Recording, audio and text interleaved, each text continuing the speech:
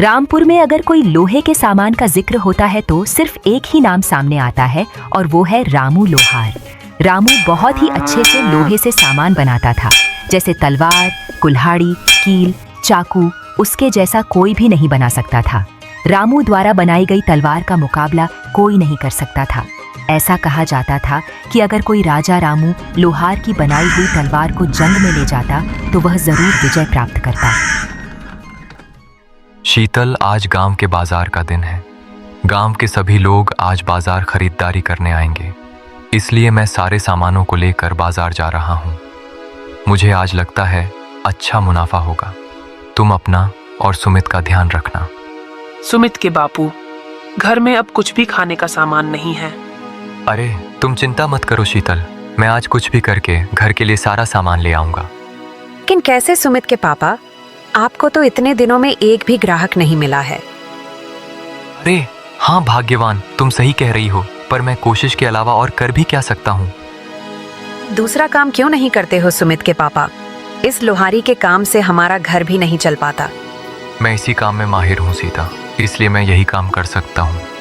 हाँ मुझे पता है, लेकिन इस काम में आप इतनी मेहनत करते हैं और इसके बदले आपको मिलता ही क्या है? मेहनत कभी जाया नहीं जाती शीतल।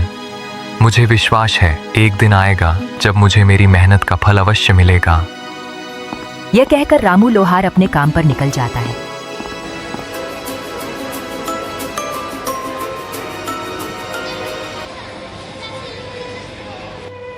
सुबह से दोपहर और अब शाम होने को आई है, लेकिन अभी तक एक भी ग्राहक नहीं आया जिसकी तलवार बनाकर मैं कुछ पैसे कमा सकूं। ऐसा ही रहा तो मैं घर का राशन कैसे लेकर जाऊंगा। रामू बाजार में बैठा यही सोच रहा होता है कि तभी उसका साथी विष्णु आता है और कहता है, अरे रामू, तुम यहाँ इस तरह से क्यों बैठे हो भाई? क्या तुम्हारे पास कोई काम नहीं है? नहीं यार विष्णु, इस समय ना मेरे पास कोई ग्राहक है और ना ही कोई काम। ऐसे कैसे हो सकता है? तुम तो इतने काबिल लोहार हो, फिर भी तुम्हारे पास ग्राहक नहीं है। यह तो बड़े शर्म की बात है। ये तो सब समय और भाग्य की बात है। हो सकता है कि मेरा समय अभी नहीं आया वो। सही बोल रहे हो। वैसे मैंने तुम्हें यहाँ बैठे हुए देखा तो मैं तुमसे बात करने चला आया। खैर मेरे पास तो बहुत सारा काम है, इसलिए मैं चलता हूँ।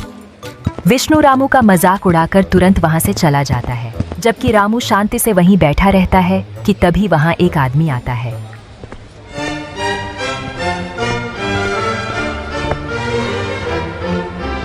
सुनो भाई, यहाँ पास कोई रामू नाम का लोहार रहता है क्या? तुम मुझे उसका पता बता सकते हो? हाँ मैं ही रामू हूँ, आप मुझे बताएं क्या कारण है। मैंने सुना है तुम बेहतरीन तलवार बनाते हो और जो भी इंसान तुम्हारी बनाई हुई तलवार से मुकाबला करता है वह 100% विजय प्राप्त करता है। जी ये बात सच है कि मैं तलवार बनाता हूँ, लेकिन जीत और हार तो सिर्फ भगवान तय करते हैं। बात तो तुम्हारी बिल्कुल सही है रामू। खैर जो भी है, तुम मुझे एक बेहतर तलवार बना कर दे दो। ठीक है बना दूंगा, लेकिन आप है कौन? मैं पड़ोसी राज्य का राजा रणवीर सिंह हूँ। पर महाराज, मैं आपके लिए तलवार क्यों बनाऊं? आपको तो मैं जानता भी नहीं हूँ। दरअसल कुछ दिनों से कुछ दुश्मन मेरे राज्य के लोगों को बेहद परेशान कर रहे हैं। उन्होंने सभी लोगों का जीना हराम कर दिया है, इसलिए मुझे उनसे मुकाबला करने के लिए तुम्हारी बनाई हुई बेहतरीन तलवार चाहिए। ठीक है, कोई बात नहीं। अगर ऐसा है तो मैं आपको तलवार बना दूंगा। रामू के इतना कहने पर राजा रणवीर सिंह ने अपनी तरफ से एक पोटली बढ़ाते हैं जिसमें बहुत सारे सोने के सिक्के होते हैं। ये लो तुम्हारा मेहनताना। मैं कुछ दिनों बाद अपनी अमानत लेने आऊंगा। महाराज, आखिर इस पोटली में है क्या?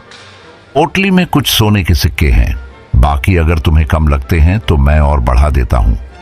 लेकिन महाराज, मैंने तो अभी तलवार बनाना शुरू भी नहीं किया है, तो फिर आप पहले से मेरा मेहनताना क्यों दे रहे हो? ये तुम्हारी मेहनत के हैं, इसे तुम रख लो। राजा रणवीर सिंह ये कहकर वहां से चले जाते हैं। अच्छा हुआ, अब मैं अपनी पत्नी और पुत्र के लिए खाने पीने का खूब सारा सामान लेकर जाऊंगा।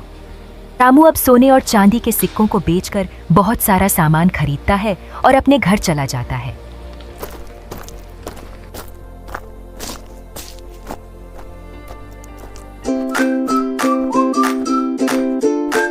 शीतल ये लो, ये सब तुम दोनों के लिए है। अरे सुमित के बापू, आपके पास इतना सारा सामान खरीदने के लिए आखिर पैसे कहाँ से आए? शीतल के पूछने पर रामू उसे राजा के बारे में सब कुछ विस्तार से बताता है। ये तो बहुत अच्छी बात है, लेकिन आप महाराज की तलवार को जल्दी बनाकर उन्हें दे देना, क्योंकि उन्होंने आप पर भरोसा किया है। शीतल, तुम 100% सही बोल रही हो। अगले दिन सुबह सुबह रामू अपने काम पर निकल जाता है और अपनी दुकान पर पहुंचकर सोचता है, महाराज की तलवार मुझे कम से कम समय में बनानी होगी। रामू दिन रात मेहनत करके महाराज के लिए एक बेहतरीन सी तलवार बना लेता है। वैसे मैं इस तलवार को बना तो लिया हूँ, लेकिन अब पता नहीं महाराज इसे लेने कब आएंगे। रामू यह सोच ही रहा था कि तभी अचानक उसके पास रमेश नाम का एक ग्राहक आता है। क्या तुम रामू लोहार हो? हाँ, मैं ही रामू लोहार हूँ। रामू लोहार, मुझे तुमसे एक तलवार चाहिए। क्या तुम अभी मुझे कोई अच्छी सी तलवार दे सकते हो? माफ करना भाई, अभी मेरे पास कोई भी तलवार मौजूद नहीं है और नई तलवार बनाने में मुझे बहुत समय लगेगा। यदि आप इंतजार कर सकते हैं तो बताइए, मैं आपको कुछ समय में तलवार बनाकर दे दूंगा। तभी रामू ग्राहक से यह कह ही रहा होता है कि तभी ग्राहक की नजर उस तलवार पर पड़ती है जो रामू ने राजा के लिए बनाई थी। अरे रामू, तुम्हारे पास ये तलवार मौजूद तो है, ये तुम मुझे दे दो। इसके बदले में तुम मेरे से 2 गुना पैसे ले लेना। नहीं भाई, ये तलवार मैं आपको कभी नहीं दे सकता, ये किसी की अमानत है। भाई मैं कहता हूँ, तुम इसकी जितनी चाहे उतनी रकम ले लो और यह तलवार मुझे दे दो। भाई, अगर आप मुझे इस तलवार के बदले खजाना भी देंगे तब भी मैं यह आपको नहीं दे सकता हूँ। आप समझने की कोशिश कीजिए, ये किसी की अमानत है। ठीक है, ठीक है, रखो अपनी तलवार अपने पास, मुझे नहीं चाहिए, मैं जा रहा हूँ यहाँ से। रमेश ग्राहक गुस्से में वहां से चला जाता है। फिर कुछ दिन ऐसे ही गुजर जाते हैं, लेकिन राजा रणवीर सिंह अपनी तलवार लेने नहीं आते। लेकिन रामू के पास बहुत से ग्राहक आते जो रामू से वह तलवार मांगते, मगर रामू किसी को भी तलवार नहीं देता। पता नहीं राजा रणवीर सिंह कब आएंगे, आखिर कब तक मैं उनकी अमानत संभाल कर रखूंगा। तभी रामू अपने मन में सोच ही रहा था कि तभी अचानक रमेश ग्राहक वहां फिर आता है। रामू भाई, इस तलवार को बनाए हुए तुम्हें कितना समय हो चुका है? इसका मालिक तो अब तक नहीं आया और मुझे नहीं लगता कि अब वो आएगा। लेकिन भाई, ये बात आप इतने विश्वास के साथ कैसे कह सकते हो?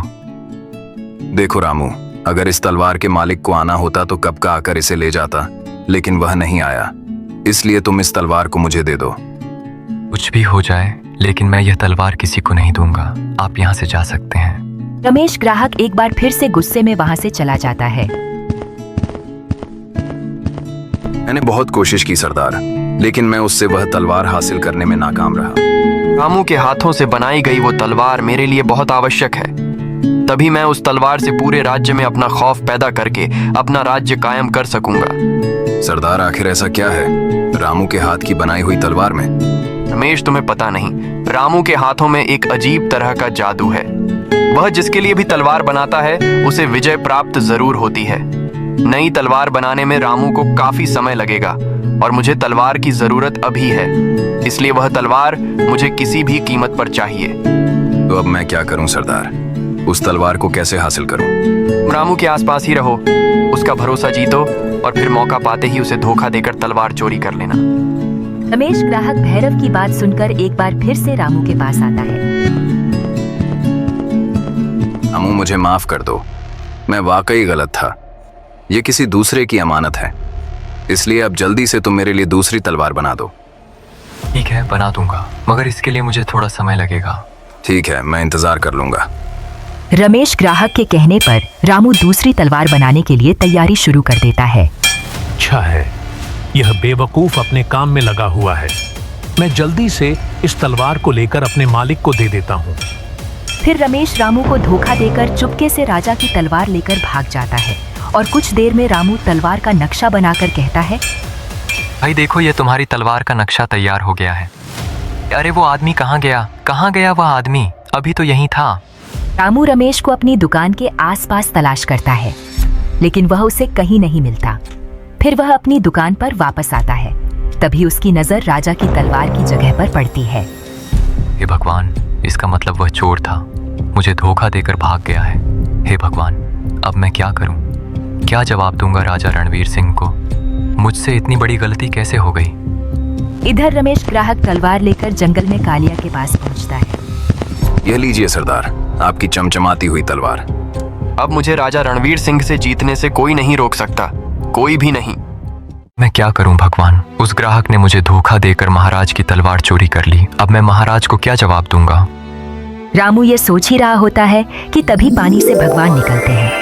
रामू, क्या हुआ है? तुम इतने दुखी क्यों हो?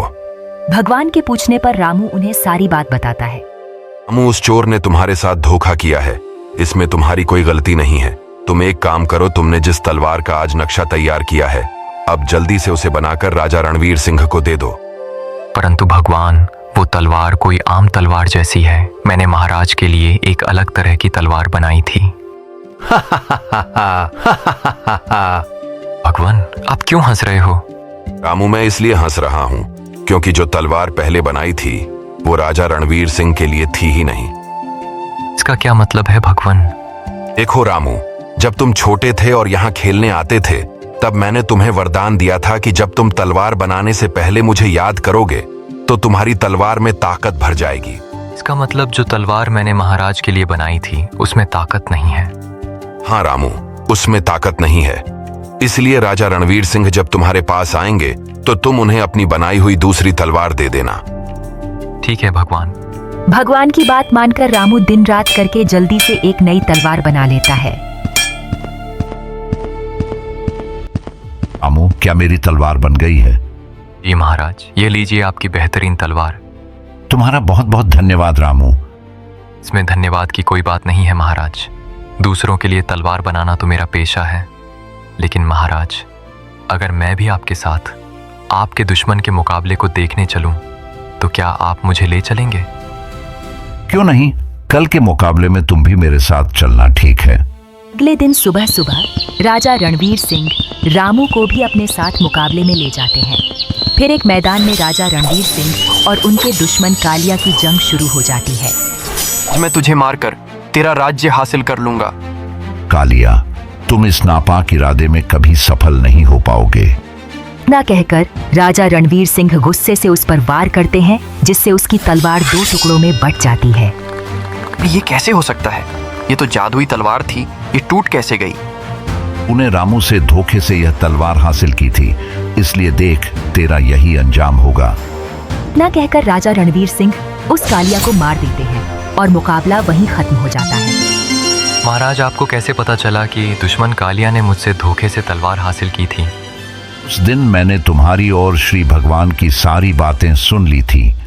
फिर मैंने तुम्हें धोखा देने वाले उस रमेश को सबक सिखाया और आज इस दुष्ट की जान ले ली, ताकि यह किसी और को धोखा या नुकसान ना पहुंचा सके और न ही किसी के राज्य पर बुरी नजर रख सके।